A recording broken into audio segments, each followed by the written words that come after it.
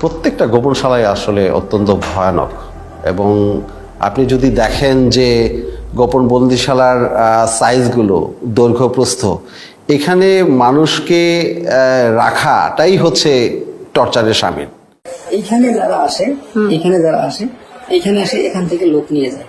কোথাও যদি ট্রান্সপোর্ট করে যে ঢাকা থেকে লোক নিয়ে অন্য কোথাও পাঠাবে, এখান থেকে 4 জন 2 জন এখান থেকে নিয়ে, আমি এরকম একবার 3 জন লোক নিয়ে এসে ট্রান্সপোর্ট করছি হোটেলে।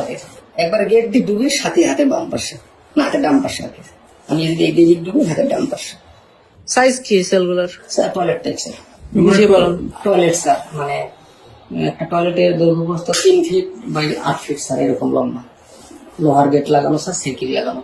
Look at how tiny this room is, and it's still divided into 7 different cells.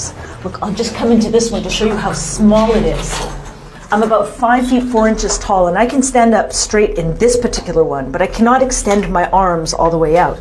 But if you go just next door to this one over here, take a look.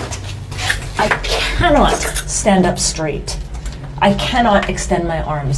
And imagine that people spent weeks, months, or even years in these cells.